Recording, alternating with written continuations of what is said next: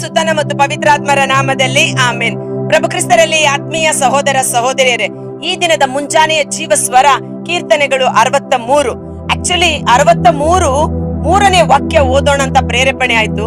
ಆದ್ರೆ ಆ ಒಂದು ಕೀರ್ತನೆ ಬಹಳ ಸುಂದರವಾಗಿದೆ, ರಮ್ಯವಾಗಿದೆ. ಈ ಮುಂಜಾನೆ ವೇಳೆ ಇದನ್ನ ನಾವು ಆಲಿಸುವಾಗ ದೇವರ ವಾಕ್ಯವನ್ನ ಓದುವವನು ಧನ್ಯನು, ಓದಿದ್ದನ್ನ ಕೇಳಿಸಿಕೊಳ್ಳುವವನು ಧನ್ಯನು, ಕೇಳಿಸಿಕೊಂಡು ಅದರಂತೆ ಜೀವಿಸುವವನು ಇನ್ನೂ ಭಾಗ್ಯವಂತನು ಎಂಬಂತೆ ದೇವರ ವಾಕ್ಯದ ಒಂದು ಅಭಿಷೇಕ ನಮ್ಮಲ್ಲಿ, ನಮ್ಮ ಕುಟುಂಬಗಳಲ್ಲಿ ಮುಂಜಾನೆ ವೇಳೆ ಅಭಿಷೇಕವಾಗಿ ಸುರಿಸಲ್ಪಡಲಿ.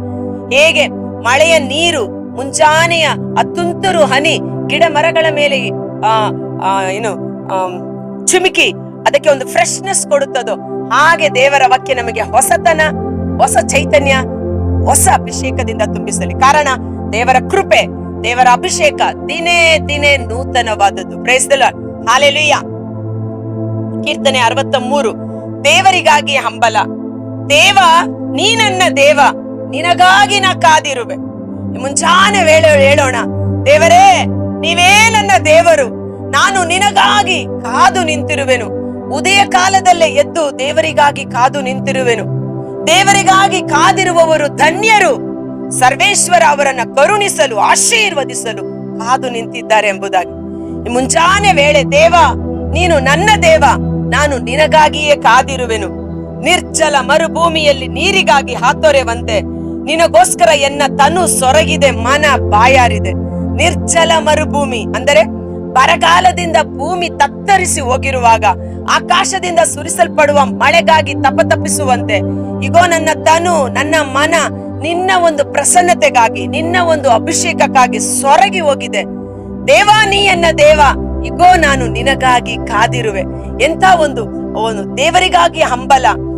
ದಾಹವುಳ್ಳವನು ನನ್ನ ಬಳಿಗೆ ಬರಲಿ, ಅವನಿಗೆ ಜೀವ ಜಲವನ್ನ ಯಥೇಚ್ಛವಾಗಿ ಕೊಡುತ್ತೇನೆ ಎಂದು ವಾಗ್ದಾನ ಮಾಡಿರುವ ದೇವರು ಈ ಮುಂಜಾನೆ ವೇಳೆ ದೇವರ ಒಂದು ಅಭಿಷೇಕಕ್ಕಾಗಿ, ಒಣಗಿದ ಭೂಮಿ ಮಳೆ ನೀರಿಗಾಗಿ ಕಾದು ನಿಂತಿರುವಂತೆ ದೇವಾ, ನನ್ನ ತನು ಮನ ನಿನ್ನ ಅಭಿಷೇಕಕ್ಕಾಗಿ ಕಾದು ನಿಂತಿದೆ.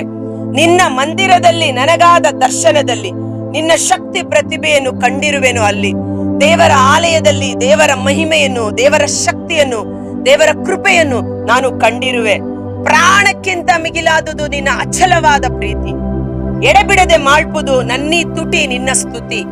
ಪ್ರಾಣಕ್ಕಿಂತ ಅಚಲವಾದುದು ನಿನ್ನ ಪ್ರೀತಿ. ನಮ್ಮ ಪ್ರಾಣಕ್ಕಿಂತ, ಅಥವಾ ನಮ್ಮನ್ನು ಪ್ರೀತಿಸಿದ ಯೇಸು ಅವರ ಪ್ರಾಣವನ್ನೇ ತ್ಯಾಗ ಮಾಡಿದರು. ಅಂದರೆ ಆ ಪ್ರಾಣಕ್ಕಿಂತ ದೊಡ್ಡದು ದೇವರ ಪ್ರೀತಿ. ಆದ ಕಾರಣ ನನ್ನೀ ತುಟಿ ಎಡೆಬಿಡದೆ ಮಾಡುವುದು ನಿನ್ನ ಸ್ತುತಿ, ನಿನ್ನ ಉಪಕಾರ ಸ್ಮರಣೆ. ಪ್ರಾಣಕ್ಕಿಂತ ನಿನ್ನ ಪ್ರೀತಿ ದೊಡ್ಡದಾಗಿ ಇದ್ದ ಕಾರಣ ನನ್ನ ಪಾಪಪರಾಧಗಳನ್ನು ಲೆಕ್ಕಿಸದೆ ನನಗಾಗಿ ಪ್ರಾಣವನ್ನೇ ಕೊಟ್ಟ ದೇವರು ಇನ್ನೇನನ್ನು ತಾನೇ ನೀವು ಕೊಡದೆ ಇರಲಾರಿರಿ. ಹೌದು ಪ್ರಿಯ ಸಹೋದರ ಸಹೋದರಿಯರೇ, ಇವತ್ತು ನಮ್ಮ ಪ್ರಾಣಕ್ಕಿಂತ ದೇವರ ಪ್ರೀತಿ ದೊಡ್ಡದು. ಅವರ ಪ್ರೀತಿ ನಮ್ಮ ಪ್ರಾಣವನ್ನೇ ಜಯಿಸುವಂತ ಶಕ್ತಿಯುತವಾದದ್ದಾಗಿದೆ. ಉದಾಹರಣೆಗೆ ನೋಡಿ, ಇವತ್ತು ಡಾಕ್ಟರ್ಸ್ ನಿಮಗೆ ಹೇಳಿರ್ಬೋದು, ಅಮ್ಮ ನಿನಗೆ ಕ್ಯಾನ್ಸರ್ ರೋಗ ಬಂದಿದೆ, ನೀನು ಬದುಕುಳಿಯುವುದು ಇನ್ನು 2 ತಿಂಗಳು ಅಥವಾ 1 ತಿಂಗಳು 3 ತಿಂಗಳು ಅಂತ ಡೇಟ್ ಫಿಕ್ಸ್ ಮಾಡಿದ್ದಾರಾ? ಅಥವಾ 3 ತಿಂಗಳು ನಿನಗೆ ಅಡ್ವಾನ್ಸ್ ಆಗಿ ಲೆಟರ್ ಕೊಟ್ಟಿದ್ದೇವೆ, ನಿನ್ನನ್ನು ಕೆಲಸದಿಂದ ತೆಗೆದು ಹಾಕುತ್ತೇವೆ ಎಂದು ಕೆಲಸದಲ್ಲಿ ನಿಮಗೆ ಡೇಟ್ ಫಿಕ್ಸ್ ಮಾಡಿದ್ದಾರಾ? ಅಥವಾ ಶತ್ರುಗಳು ಇಂಥ ಕೇಡನ್ನ ಮಾಡುತ್ತೇನೆ, ಇಂಥ ದಿನ ಅದು ಹೊಂಚು ಹಾಕಿ ಕಾಯುತ್ತಿದ್ದಾರಾ? ಭಯಪಡಬೇಡಿ, ಪ್ರಾಣಕ್ಕಿಂತ ಮಿಗಿಲಾದುದು ದೇವರ ಪ್ರೀತಿ. ಎಸ್ತೇರಳ ಗ್ರಂಥದಲ್ಲಿ ನಾವು ನೋಡುತ್ತೇವೆ, ಇಸ್ರಾಯೇಲ್ ಜನಾಂಗವನ್ನ ಡಿಸೆಂಬರ್ 25ನೇ ತಾರೀಕು ಇಂಥ ಮಾಸ, ಇಂಥ ಫಾಲ್ಗುಣ ಮಾಸದಲ್ಲಿ ಎಲ್ಲ ಯಹೂದ್ಯರನ್ನು ಸಂಹರಿಸಲಾಗುವುದೆಂದು ರಾಜಾಜ್ಞೆಯನ್ನು ಹೊರಡಿಸಲಾಗಿತ್ತು. ಆದರೆ ಆ ಪ್ರಾಣಕ್ಕಿಂತ ಮಿಗಿಲಾದ ಪ್ರೀತಿ, ದೇವರ ಶಾಶ್ವತವಾದ ಪ್ರೀತಿ, ಯಾವ ದಿನದಲ್ಲಿ ಶತ್ರುಗಳು ಇಸ್ರಾಯೇಲರನ್ನ ನಾಶ ಮಾಡುತ್ತೇನೆಂದು ನಿಗದಿ ಮಾಡಿದ್ದಾರೋ ಅದೇ ದಿನದಲ್ಲಿ ಶತ್ರುಗಳನ್ನ ಯಹೂದ್ಯರು ಎಲ್ಲರೂ ಒಟ್ಟಾಗಿ ಸೇರಿ ಸಂಹರಿಸುವಂತೆ ಅದ್ಭುತಕರವಾದ ಬದಲಾವಣೆ, ಟ್ವಿಸ್ಟ್. ಅಂದರೆ ಒಂದು ಸ್ಟೋರಿನಲ್ಲಿ ಕ್ಲೈಮ್ಯಾಕ್ಸ್ ಅಲ್ಲಿ ಟ್ವಿಸ್ಟ್ ಇರುತ್ತಲ್ಲ, ಆ ರೀತಿ ಮನುಷ್ಯನ ಯೋಜನೆಯನ್ನ ದೇವರು ನಿರರ್ಥಕಗೊಳಿಸಿ ದೇವರ ಯೋಜನೆ ಕಾರ್ಯಗತರಾಗುವಂತೆ ಮಾಡಿದರು. ಇವತ್ತು ನಮ್ಮ ಪ್ರಾಣದ ಮೇಲೆ ಭಯ ಬೇಡ, ಪ್ರಾಣಕ್ಕಿಂತ ಮಿಗಿಲಾದುದು ದೇವರ ಪ್ರೀತಿ. ಆದ ಕಾರಣ ನನ್ನ ತುಟಿ ಮಾಡುವುದು ಸತತವಾಗಿ ದೇವರ ಪ್ರೀತಿ, ದೇವರನ್ನ ಸ್ತುತಿ ಮಾಡುವುದು ಎಂಬಂತೆ. ಓಕೆ, ನಿನ್ನ ಸ್ತುತಿಸುವೆ ಜೀವಮಾನ ಪರ್ಯಂತ, ಕೈ ಮುಗಿವೆ ನಿನ್ನ ನಾಮದ ಸ್ಮರಣಾರ್ಥ.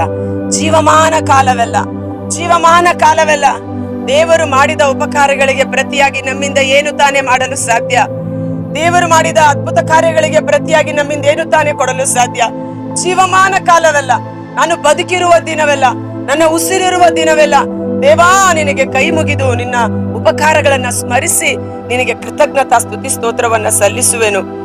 ಈ ರೀತಿ ದೇವರ ಉಪಕಾರಗಳನ್ನ ಸ್ಮರಿಸಿ ದೇವರಿಗೆ ಕೃತಜ್ಞತಾ ಸ್ತುತಿ ಸಲ್ಲಿಸುವಾಗ ಮೃಷ್ಟಾನ್ನ ತಿಂದಂತೆ ಎನ್ನ ಮನ ಸಂತೃಪ್ತ, ಸಂಭ್ರಮದಿಂದ ನಿನ್ನ ಹೊಗಳುವುದು ಬಾಯಿ ತುಂಬ. ಮೃಷ್ಟಾನ್ನ ತಿಂದಂತೆ ಮನಸ್ಸಿಗೆ ತೃಪ್ತಿ, ಶಾಂತಿ, ಸಮಾಧಾನ, ಹಗಲಿರುಳೆನ್ನದೆ ದೇವರನ್ನ ನಾವು ಸ್ತುತಿಸುವೆವು. ಹೌದು ಪ್ರಿಯ ಸಹೋದರ ಸಹೋದರಿ, ಒಂದು ಕ್ಷಣ ಕಾಲ ನಮ್ಮ ಕಣ್ಗಳನ್ನ ಮುಚ್ಚೋಣ. ಇವತ್ತು ಅನೇಕರಿಗೆ ಇಂಥ ದಿನ ನಿನಗೆ ಆಪರೇಷನ್ ನಡೆಯಲಿದೆ ಎಂದು ಹೇಳುವಾಗ ಅವರಲ್ಲಿ ಭಯ ಕಾಡ್ತಾ ಇರ್ಬೋದು. ಆಪರೇಷನ್ಗೆ ನಾನು ಹೇಗೆ ಹೋಗ್ಲಿ, ನಾನು ಹೇಗೆ ಅದನ್ನ ಫೇಸ್ ಮಾಡ್ಲಿ, ನಾನು ಬದುಕುತ್ತೇನೋ ಸಾಯುತ್ತೇನೆ ಎಂದು ಭಯ ಪಡಬೇಡಿ. ಹಿಜ್ಕೀಯನ ಮರಣ ದಿನ ಗೊತ್ತು ಮಾಡಲಾಗಿತ್ತು, ಆದರೆ ಪ್ರಾರ್ಥನೆ ಮೂಲಕ ಆ ಮರಣ ದಿನವನ್ನ ದೇವರು ಬಿಡುಗಡೆ ಮಾಡಿ ಇನ್ನು ಆಯುಷ್ಕಾಲವನ್ನ ಸೇರಿಸಿಕೊಟ್ಟ ರೀತಿಯಲ್ಲಿ ನಿಮ್ಮ ರೋಗಗಳು ನಿಮ್ಮನ್ನು ನಾಶ ಮಾಡಲು ಸಾಧ್ಯವಿಲ್ಲ. ಪ್ರಾಣಕ್ಕಿಂತ ಮಿಗಿಲಾದದ್ದು ದೇವರ ಅಚಲವಾದ ಪ್ರೀತಿ. ಆದ ಕಾರಣ ಜೀವಮಾನ ಕಾಲವೆಲ್ಲ ನಾನು ನಿನ್ನನ್ನು ಸ್ತುತಿಸಿ ಮಹಿಮೆ ಪಡಿಸುವೆನು ಎಂಬ ವಾಕ್ಯದಂತೆ ಈ ಮುಂಚಾನೆ ವೇಳೆ ದೇವರು ಮಾಡಿದ ಉಪಕಾರಗಳಿಗಾಗಿ ಕೃತಜ್ಞತೆಯನ್ನು ಸಲ್ಲಿಸೋಣ. ಕರ್ತರಾದ ಯೇಸುವೆ, ಓ ದೇವಾ, ನೀನು ನನ್ನ ದೇವ, ನಿನಗಾಗಿ ನನ್ನ ತನು ಮನ ಕಾದಿದೆ. ಮರುಭೂಮಿ ಮಳೆಯ ನೀರಿಗಾಗಿ ಕಾತೊರೆಯುವಂತೆ ನನ್ನ ಶರೀರ ನಿನ್ನ ಅಭಿಷೇಕಕ್ಕಾಗಿ ಹಾತೊರೆಯುತ್ತಿದೆ. ಈ ಮುಂಚಾನೆ ವೇಳೆ ನಿಮ್ಮ ಸ್ವರ್ಗದ ದ್ವಾರಗಳು ತೆರೆಯಲ್ಪಡಲಿ. ಸ್ವರ್ಗದ ದ್ವಾರಗಳು ತೆರೆಯಲ್ಪಟ್ಟು ಮನ್ನಾವನ್ನ ಸುರಿಸಿದ ದೇವರು, ಸ್ವರ್ಗದ ದ್ವಾರಗಳು ತೆರೆಯಲ್ಪಟ್ಟು ಸ್ಥಳ ಹಿಡಿಯಲಾರದಷ್ಟು ಆಶೀರ್ವಾದಗಳನ್ನ ಸುರಿಸುವ ದೇವರು, ಸ್ವರ್ಗದ ದ್ವಾರಗಳು ತೆರೆಯಲ್ಪಟ್ಟು ಪವಿತ್ರಾತ್ಮರ ಕೃಪಾ ವರದಾನಗಳನ್ನ ಸುರಿಸಿದ ದೇವರು, ಸ್ವರ್ಗದ ದ್ವಾರಗಳು ತೆರೆಯಲ್ಪಟ್ಟು ಪವಿತ್ರಾತ್ಮರ ಅಗ್ನಿಯನ್ನು ಸುರಿಸಿದ ದೇವರು, ಈ ಮುಂಚಾನೆ ವೇಳೆ ಇವರ ಮೇಲೆ ನಿಮ್ಮ ಅಭಿಷೇಕ ಇಳಿದು ಬರಲಿ. ಪವಿತ್ರಾತ್ಮರ ಕೃಪಾವರಗಳು ಕಾರ್ಯ ಮಾಡಲಿ. ಅವರಿಗೆ ಫಿಕ್ಸ್ ಮಾಡಿರುವ ಡೇಟಿಗೆ ಸರಿಯಾಗಿ ನೀವು, ಕಾಲಗಳು ಋತುಗಳು ನಿಮ್ಮ ಕೈಯಲ್ಲಿವೆ. ಕಾಲಗಳು ಋತುಗಳು ದಿನಗಳನ್ನ ಮಾರ್ಪಡಿಸಲು ಶಕ್ತನಾದ ದೇವರು. ಅವರನ್ನ ಕಾಡುತ್ತಿರುವ ಎಲ್ಲ ಭಯಭೀತಿಗಳು ಬಿಡುಗಡೆಯಾಗಲಿ. ಅದೇ ದಿನ, ಯಾವ ದಿನವನ್ನ ಅವರು ಭಯದಿಂದ ಎದುರು ನೋಡುತ್ತಿದ್ದಾರೋ ಅದೇ ದಿನ ಅವರಿಗೆ ಸಂತೋಷವಾಗಿ, ಅದ್ಭುತವಾಗಿ, ಸಾಕ್ಷಿಯ ದಿನವಾಗಿ ಮಾರ್ಪಡಲಿ. ನಿಮ್ಮ ಕೃಪೆ ಪ್ರತಿಯೊಬ್ಬರ ಹೃನ್ಮನಗಳಲ್ಲಿ ಆಳ್ವಿಕೆ ಮಾಡಲಿ. ಜೀವಮಾನ ಕಾಲವೆಲ್ಲ ನೀನು ಮಾಡಿದ ಎಲ್ಲ ಉಪಕಾರಗಳಿಗಾಗಿ ಎಡೆಬಿಡದೆ ನಿನ್ನನ್ನು ಸ್ತುತಿಸುವಂತೆ, ಸ್ತುತಿಯ ಅಭಿಷೇಕ ಪ್ರತಿಯೊಬ್ಬರಲ್ಲಿ ಇಳಿದು ಬರುವಂತೆ ಯೇಸುವಿನ ಅದ್ಭುತಕರವಾದ ನಾಮದಲ್ಲಿ ಪ್ರಾರ್ಥಿಸಿ ಬೇಡಿ ಹೊಂದಿಕೊಳ್ಳುತ್ತೇವೆ. ಆಮೆನ್.